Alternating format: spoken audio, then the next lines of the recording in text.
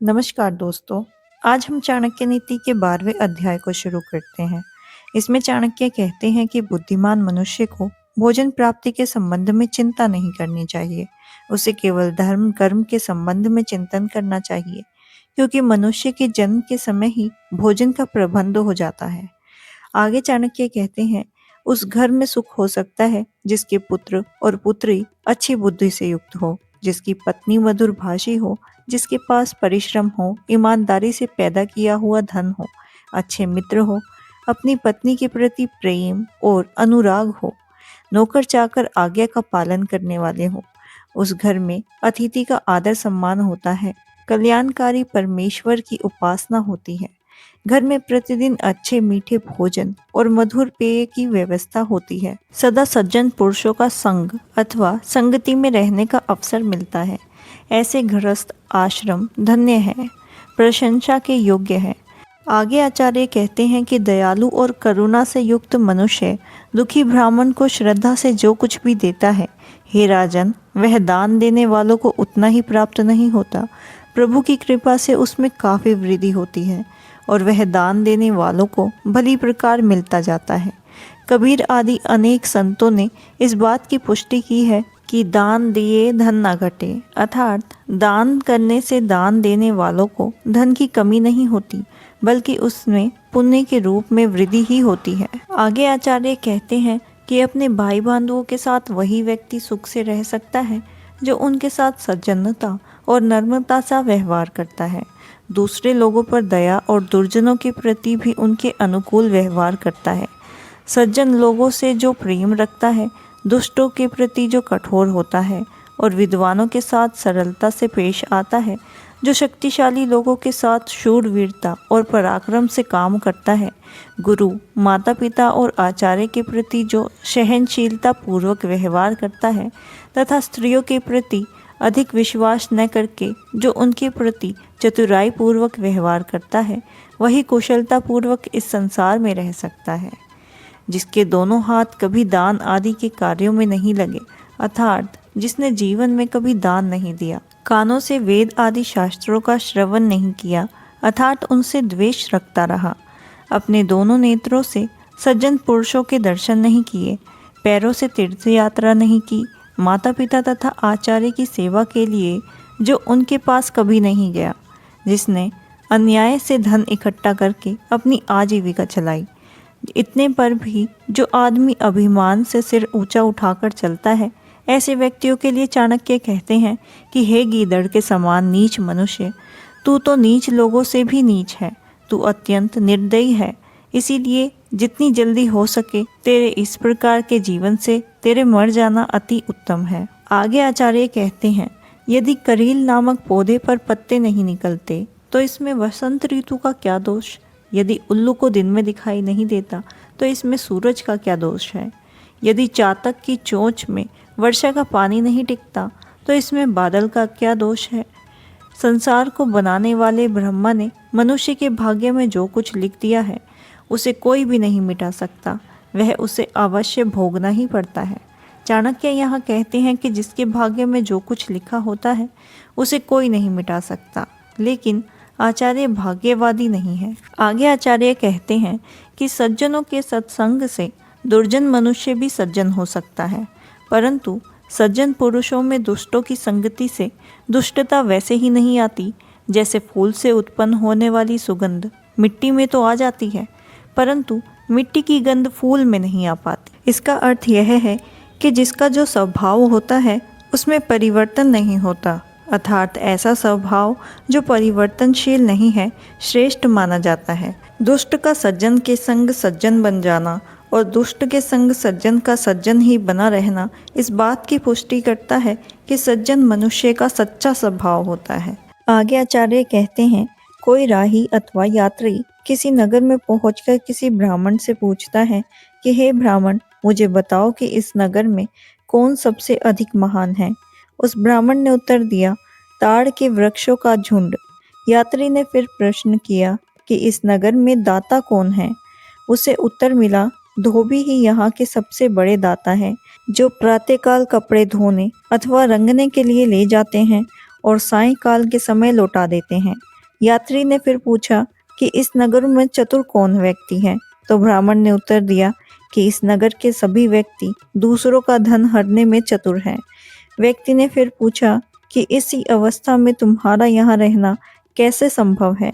ब्राह्मण ने उत्तर दिया कि मैं विष में पैदा होने वाले कीड़े के समान हूँ, जो उसी में उत्पन्न होता है, लेकिन फिर भी विष के प्रभाव से मुक्त रहता है।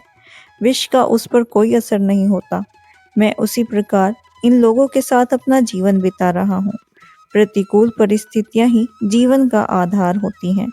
आगे चाणक्य कहते हैं, जिन घरों में ब्राह्मण के पांव धोने वाले जल से कीचड़ ना हुआ हो, जहाँ वेद आदि शास्त्रों का पाठ ना होता हो, जिसमें स्वाहा और स्वधा इन शब्दों का उच्चारण ना होता हो, वे घर शमशान के समान होते हैं।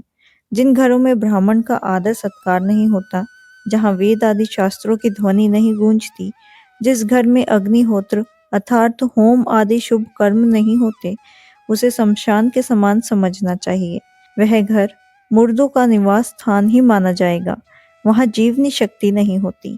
आगे आचार्य कहते हैं, किसी सांसारिक पुरुष ने किसी संत महात्मा को अत्यंत आनंद की स्थिति में देखकर उनसे उनके भाई बंधुओं के बारे में पूछा, तो संत ने उत्तर दिया कि सत्य ही मेरी माता है और ज्ञान ही मेरे पिता है।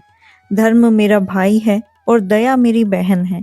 शांति मेरी पत्नी है, क्षमा और सहनशीलता मेरे पुत्र हैं।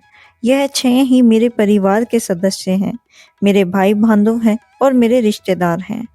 आगे आचार्य कहते हैं, यह शरीर अनित्य है अर्थात नाशवान है।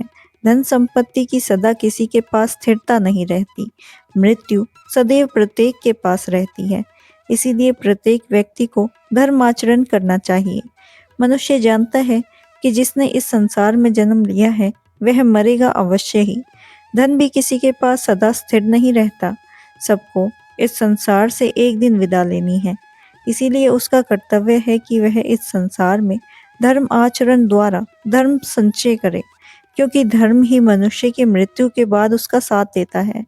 अपने अच्छे आचरण के कारण संसार में उसे याद किया जाता है। आगे आचार्य कहते हैं कि किसी ब्राह्मण के लिए भोजन का निमंत्रण मिलना ही उत्सव के समान है। गौओं के लिए ताजी नई घास प्राप्त होना ही उत्सव के समान है। पति में उत्साह की वृद्धि होते रहना ही स्त्री के लिए उत्सव का समान है। और मेरे लिए तो कृष्ण के चरणों का अनुराग ही उत्सव के समान है। जो व्यक्ति दूसरी स्त्रियों को माता के समान देखता है, दूसरे के धन को मिट्टी के ढाले के समान समझता है और संसार में सभी प्राणियों को अपनी आत्मा के समान देखता है, वास्तव में वही यथार्थ को देखता है।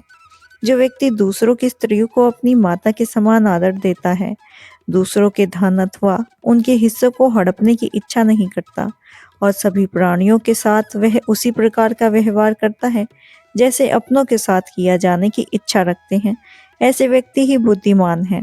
अर्थात उसका इस प्रकार का आचरण ही उसे श्रेष्ठ बनाता है। आचार्य के अनुसार कौन किसे कैसे देखता है, इसे वही जान सकता है। धर्म में निरंतर लगे रहना, मुख से मीठे वचन बोलना, दान देने में सदा उत्सुक रहना, मित्र के प्रति कोई भेदभाव न रखना, गुरु के प्रति नम्रता और अपने हृदय में गंभीरता, अपने आचरण में पवित्रता, गुणों को ग्रहण करने की रुचि, शास्त्रों का विशेष ज्ञान, रूप में सौंदर्य और प्रभु की भक्ति आदि का होना, ये गुण सज्जन पुरुषों में ही दिखाई देते हैं। सबकी कामनाओं की पूर्ति करने वाला कल्प वृक्ष लकड़ी है, सुमेरु एक पर्वत है, चिंताओं से दूर करने वाली मणि चिंतामणि एक पत्थर है, सूर्य भयंकर रूप में प्रचंड किरणों वाला है, चंद्रमा की कलाएं क्षीण होती हैं, समुद्र खारा होता है, कामधेनु इच्छाओं की पूर्ति करने वाली एक गाय पशु है। मैं इन सब को आपके समान अर्थात आपके बराबर नहीं समझता। हे प्रभु राम, आपकी तुलना किसके साथ की जाए? आप तो अतुलनीय हैं। आचार्य कहते हैं कि व्यक्ति सभी स्थानों से कुछ न कुछ सीख सकता है। उसे राजाओं से नम्रता और सुशीलता, विद्वानों से प्रिय वचन बोलना, जुआरियों से मिथ्या अर्थात सही स्थिति का पता न लगने देना और स्त्रियों से छल करना सीखना चाहिए। इस संसार में कुछ भी ऐसा नहीं है जो उपयोगी ना हो। बस उसका सही समय पर सही तरह से उपयोग करना आना चाहिए। मिथ्या भाषण और छल भी जीवन में उपयोगी होते हैं। इनका उपयोग उन्हीं के प्रति करें जो आपको इनमें उलझाए। लोहे को लोहा ही काटता है। जो व्यक्ति बिना विचार और बिना देखे शक्ति से अधिक खर्च करता है, निर्बल होने पर भी जो लड़ाई झगड़े में रुचि रखता है, वह जल्दी नष्ट हो जाता है। बुद्धिमान मनुष्य को भोजन प्राप्ति के संबंध में चिंता नहीं करनी चाहिए। उसे केवल धर्म कर्म के संबंध में चिंतन करना चाहिए, क्योंकि मनुष्य के जन्म के समय ही भोजन का प्रबंध हो जाता है। प्रारब्ध द्वारा यह तय किया जाता है।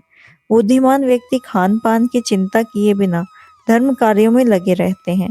कर्तव्यों का निर्वाह करने वाली इच्छाएं प्रकृति पूरी करती है। आचार्य के इस कथन से उन्हें भाग्यवादी मानने की भूल नहीं करनी चाहिए। यहाँ आचार्य का यह कहना है कि व्यक्ति को अपने कर्तव्य करने चाहिए। कर्तव्यों की दिशा यदि सही हो तो उनकी कामनाओं की पूर्ति सहज होने लगती है। कई संतों महापुरुषों का जीवन इस कथन की पुष्टि करता है। जैसे बूंद बूंद से घड़ा भर जाता है, उसी प्रकार निरंतर इकट्ठा करते रहने से धन, विद्या और धर्म की भी प्राप्ति होती है। आगे आचार्य कहते हैं, जो व्यक्ति दुष्ट है वह परिपक्व अवस्था के हो जाने पर भी दुष्ट ही बना रहता है। जैसे इंद्रायण का फल पक जाने पर भी मीठा नहीं होता, कड़वा ही रहता है। यह आवश्यक नहीं है कि व्यक्ति की आयु बढ़ने के साथ साथ अपने स्वभाव में भी परिवर्तन कर सके। अधिकांश व्यक्ति जो दुष्ट और दुर्जन होते हैं, अपने जीवन की अंतिम स्थिति तक भी दुष्ट ही बने रहते हैं। उनके जीवन में कई विशेष परिवर्तन नहीं आते। जिस प्रकार इंद्रायण नामक फल पूरी तरह पक जाने पर भी कड़वा ही रहता है, उसी प्रकार मनुष्य अपने स्वभाव को छोड़ने में असमर्थ रहता है। इस अध्याय के प्रारंभ में चाणक्य उस गृहस्थ को सुखी बताते हैं जिसके घर में मंगल कार्य होते रहते हैं, जिसकी संतान बुद्धिमान हो, पत्नी मधुरभाषी हो, जिसके सत्कर्मों से धन की प्राप्ति हो, जिसके मित्र समय पर उसका साथ देने वाले हो, नौकर आदि उसकी आज्ञा का पालन करने वाले हो, जहाँ अतिथियों का स्वागत सत्कार होता हो, जो गृहस्थ नित नियम से प्रभु की उपासना करता हो और जिस घर में प्रतिदिन श्रेष्ठ स्वादिष्ट भोजन बनता हो, ऐसी गृहस्थी ही प्रशंसनीय है। अर्थात ऐसे गृहस्थ सदैव सुखी रहते हैं। दान का महत्व बताते हुए चाणक्य ने अनेक स्थानों पर कहा है कि दान देने से धन की कमी नहीं होती। हाँ, योग और विद्वान ब्राह्मणों को दान देना चाहिए, क्योंकि ऐसे व्यक्ति को दिया हुआ दान कई गुना होकर मिलता है। असल में देखा जाए तो धन का दान करना तो इसीलिए भी लाभदायक है, क्योंकि ऐसा करके व्यक्ति यश और पुण्य की प्राप्ति करता है, जो धन की अपेक्षा बहुत ज्यादा समय तक रहने वाला होता है। इस संसार में नित्य ऐसे दुष्कर्म होते हैं जिनकी किसी के नाश होने का भय सा बना रहता है। जिस व्यक्ति ने अपने हाथों से कभी दान नहीं दिया, कानों से कभी शास्त्रों के वचन नहीं सुने, आंखों से कभी सज्जन व्यक्तियों के दर्शन नहीं किए और जो कभी तीर्थ यात्रा पर भी नहीं गया, चाणक्य कहते हैं कि ऐसे लोगों का जीवन व्यर्थ होता है। होनी बड़ी प्रबल है, यह बात तो सब जानते हैं। अपनी होनी अथवा भाग्य के कारण करील के वृक्ष पर पत्ते नहीं आते, तो इसके लिए वसंत को दोषी नहीं माना जा सकता। यदि उल्लू को दिन में दिखाई नहीं देता, तो इसमें सूर्य की कोई अपराध नहीं है। इसीलिए जो कुछ भाग्य में लिखा है, उसके प्रति किसी को दोष देना उचित नहीं होता। एक बहुत ही उपयोगी उदाहरण देके आचार्य चाणक्य ने कहा है कि दुष्ट व्यक्ति के पास रहने से सज्जन व्यक्ति अपनी सज्जनता का त्याग नहीं करते, जबकि सज्जन की संगति में आकर दुष्ट सज्जन बन सकता है। सज्जनों के संबंध में आचार्य का कहना है कि उनकी दर्शन मात्र से पुण्य फल की प्राप्ति होती है, परंतु जहाँ कोई सज्जन पुरुष नहीं होता, वहाँ का जीवन भी विष के उस कीड़े के समान होता है, जो विष में ही उत्पन्न होता है और विष में ही मर जाता है। इस श्लोक का मतलब यह भी हो सकता है कि जिस प्रकार विष का कीड़ा जहर से अप्रभावित रहता है, उसी प्रकार दुष्टों में रहने पर भी सज्जन व्यक्ति दुर्गुणों से कोसों मील दूर रहता है। चाणक्य ने आदर्श घर उसे माना है जहाँ ब्राह्मणों का सम्मान होता है, उनकी सेवा होती है, जहाँ वेद मंत्र और शास्त्रों की ध्वनि गूंजती रहती है और अग्निहोत्र से वातावरण सुगंधित रहता है। जहाँ यह सब नहीं होता, ऐसे धर्म कर्म रहित घर शमशान के समान होते हैं। ऐसे घरों में नकारात्मक ऊर्जा का निवास होता है। चाणक्य कहते हैं कि मनुष्य को चाहिए अन्य बातों की ओर ध्यान हटाकर अपने मन को धर्म के कार्यों में लगाएं। आचार्य के अनुसार जो व्यक्ति दूसरों की स्त्रियों को माता के समान देखता है, दूसरे के धन को तुच्छ समझता है और सभी प्राणियों को अपने समान मानता है, सदैव धर्म में लगा रहता है, कटु वचन नहीं बोलता, जिसमें दान देने की प्रवृत्ति होती है, मित्रों से जो किसी प्रकार का छल कपट नहीं करता, गुरु के प्रति जो नर्म रहता है, जिसके अंतःकरण समुद्र के समान गंभीर है और आचरण में पवित्रता, शास्त्रों को जानने वाला और हर समय प्रभु को याद रखने वाला ही सज्जन है। भगवान राम के संबंध में चाणक्य कहते हैं कि वह कल्प वृक्ष से भी श्रेष्ठ है, सुमेरु पर्वत से भी अधिक धनी है, उनका तेज सूर्य से भी अधिक है, वह कामधेनु से भी अधिक मनोकामनाएं पूरी करने वाले हैं, इसीलिए उनकी उपासना करनी चाहिए। इस श्लोक से लगता है कि आचार्य चाणक्य भगवान श्री राम के मर्यादा पूर्ण जीवन तथा नीतियों से प्रभावित थे। इसी के साथ चाणक्य नीति का 12वां अध्याय समाप्त होता है।